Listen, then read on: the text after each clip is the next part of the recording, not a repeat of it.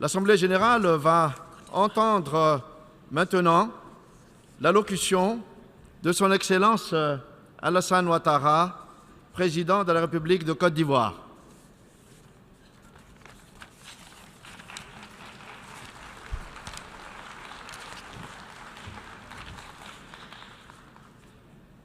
Au nom de l'Assemblée générale, j'ai l'honneur de souhaiter la bienvenue à l'Organisation des Nations unies à Son Excellence Alassane Ouattara, président de la République de Côte d'Ivoire, et je l'invite à prendre la parole devant l'Assemblée.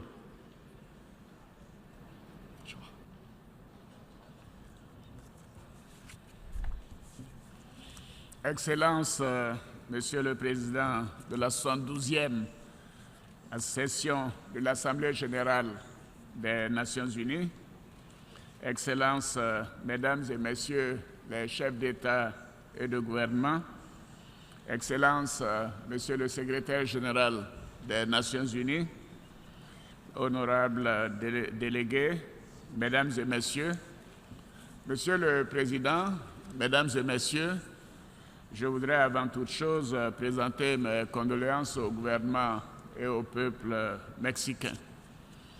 Et je voudrais maintenant vous exprimer la gratitude du peuple ivoirien pour la grande mobilisation de vos pays qui a porté la Côte d'Ivoire au Conseil de sécurité des Nations unies pour la période 2018-2019.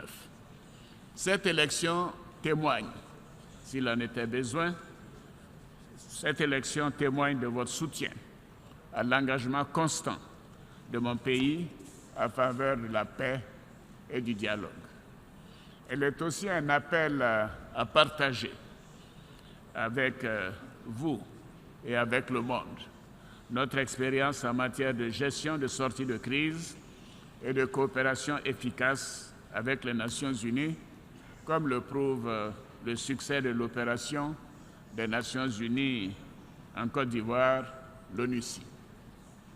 Les leçons de cette opération de paix, reconnue par tous comme l'un des rares succès de notre organisation mondiale dans le domaine du maintien de la paix depuis plusieurs décennies, doivent inspirer davantage les Nations unies et dans leur quête et leurs initiatives en faveur de la paix.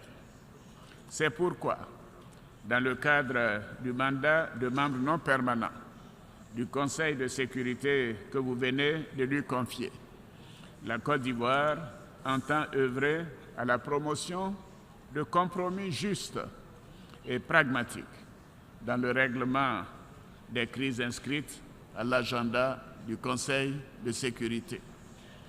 Monsieur le Président, dans un monde en proie à de graves turbulences géopolitiques et au dérèglement climatique, le thème de notre session, à savoir priorité à l'être humain, paix et vie décente pour tous sur une planète préservée, est un appel à l'action et au sursaut de tous en vue de consolider la paix dans le monde.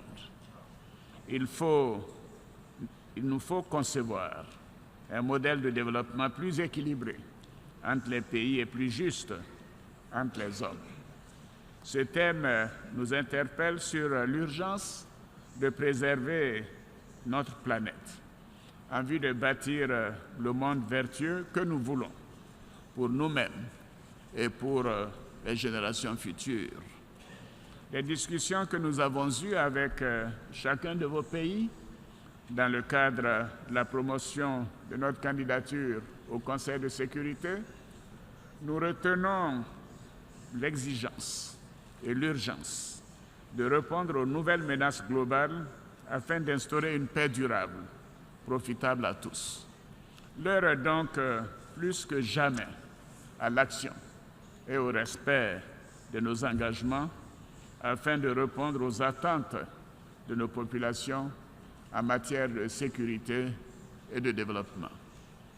Monsieur le Président, Mesdames et Messieurs les délégués, depuis 2001, l'architecture antiterroriste mondiale mise en place par notre organisation s'est considérablement renforcée au plan légal et en matière de coordination de l'action internationale.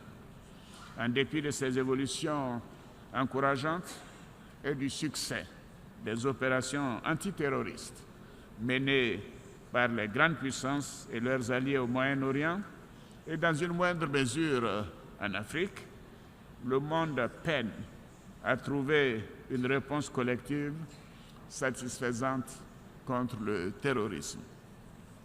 Dans ces conditions, ces succès importants resteront vains et la menace terroriste toujours préoccupante si l'Afrique continue d'être le ventre mou de la lutte contre le terrorisme mondial.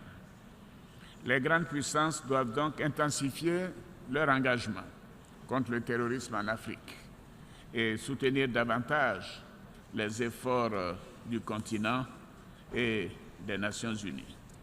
Ce soutien, nous le voulons et le demandons en faveur du G5 Sahel, dont l'action est capitale pour la sécurité d'une large partie du continent africain. Et pour sa part, la Côte d'Ivoire fera du soutien au G5 Sahel et de la lutte contre le terrorisme en Afrique l'une des priorités de son mandat au Conseil de sécurité des Nations Unies, car sans stabilité, il n'y a pas de développement. Le réchauffement climatique constitue une réelle préoccupation. Aucun pays n'est à l'abri des effets dévastateurs de phénomènes climatiques qui mettent à mal les populations et l'économie de nos pays. Nous devons donc agir vite, avec responsabilité, si nous voulons préserver notre cadre de vie et notre planète.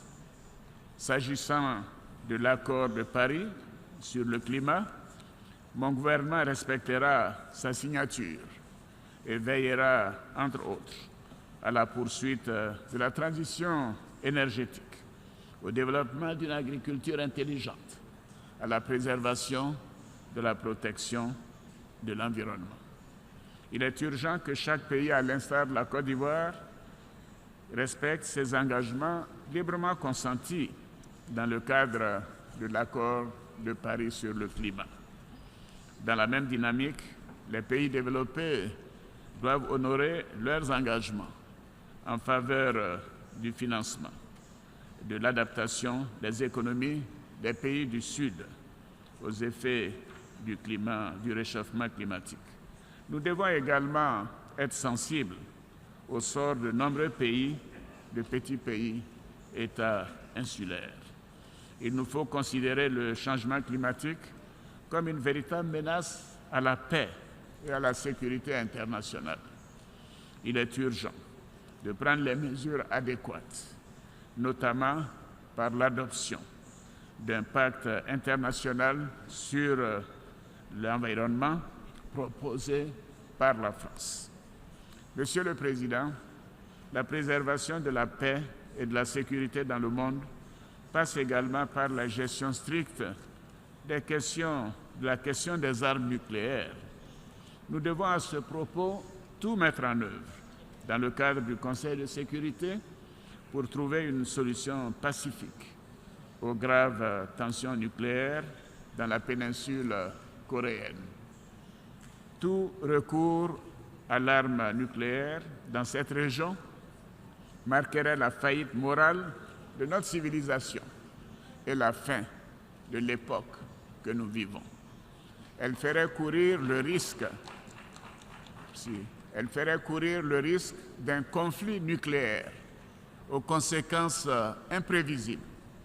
J'invite donc les grandes puissances, à la retenue, oui, et au dialogue avec la Corée du Nord, afin de créer des conditions d'une désescalade durable et de rassurer le monde sur le maintien de la stabilité et de la paix dans cette région.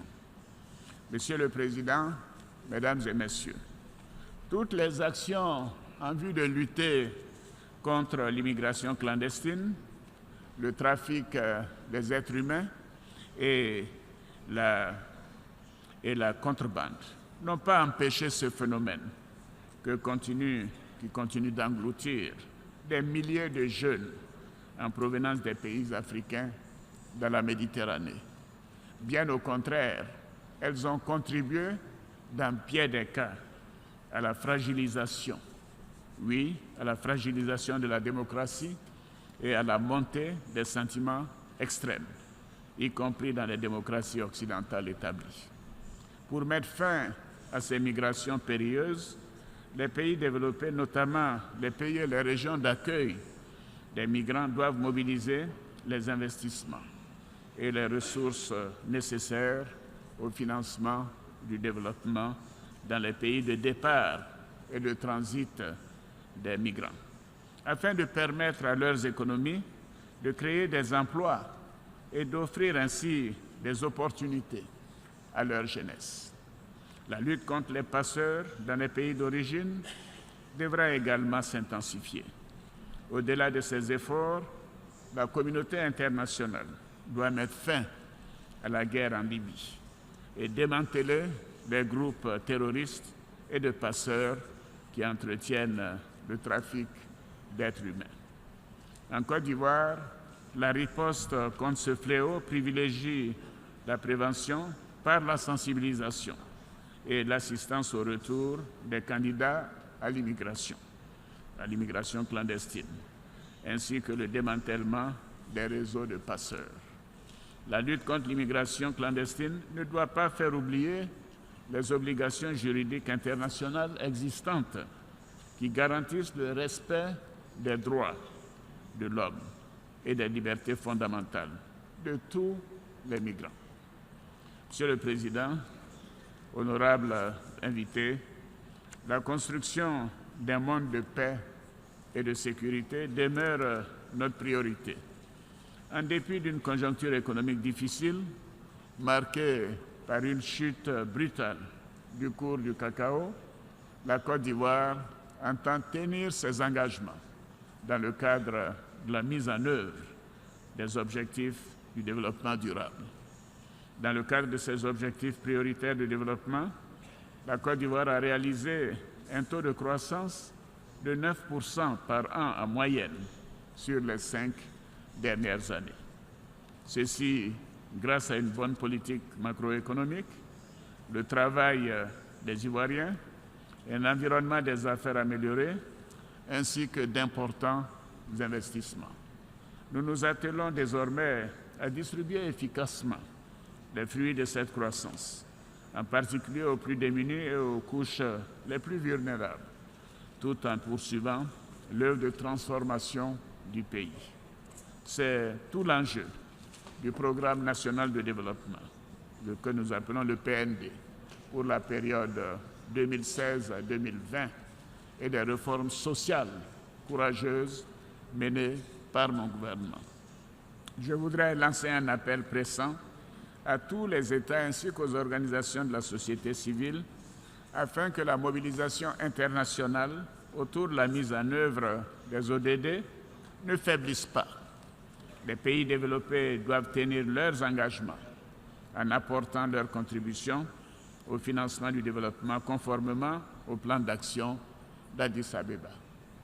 Monsieur le Président, nous devons nous rendre à l'évidence que les réponses individuelles, mais surtout collectives de nos pays aux défis sécuritaires majeurs de notre temps s'avèrent insuffisantes, même si des résultats importants ont été obtenus dans la lutte contre le terrorisme sur certains théâtres.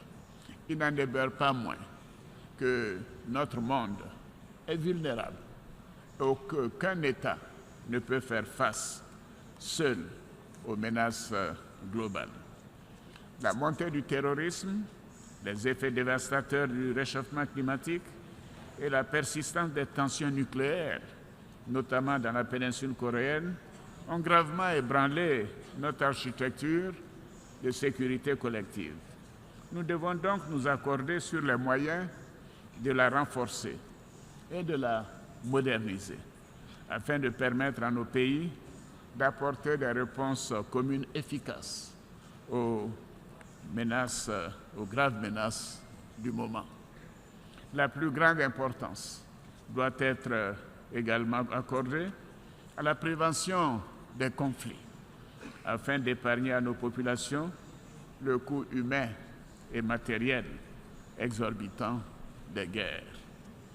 Je voudrais à cet effet saluer l'adoption et la mise en œuvre du cadre commun ONU-Union africaine pour un partenariat renforcé en matière de paix et de sécurité, qui permettra aux deux institutions de travailler étroitement à tous les stades du cycle d'un conflit, d'une manière prévisible, systématique et stratégique. Monsieur le Président, Mesdames et Messieurs, notre organisation est à un tournant important de son histoire. Elle est confrontée à d'importants défis dans l'accomplissement de sa mission. Le moment est donc opportun pour mon pays de marquer son plein soutien aux réformes engagées par le secrétaire général, M. Antonio Guterres, et lui renouveler notre confiance. Ces réformes vont dans le bon sens. Elles doivent être poursuivies dans le même esprit, avec l'appui de tous les pays. La Côte d'Ivoire s'apprête à écrire une nouvelle page de son histoire aux Nations Unies, après son élection au Conseil de sécurité grâce à votre soutien. Nous devons continuer à travailler ensemble dans l'intérêt de notre organisation pour faire avancer les causes prioritaires de nos populations. Je vous remercie.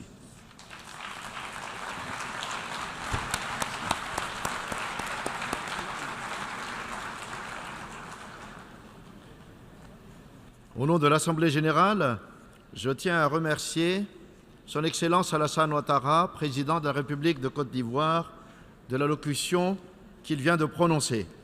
Je demande aux représentants de bien vouloir rester assis pendant que nous prenons congé du chef d'État.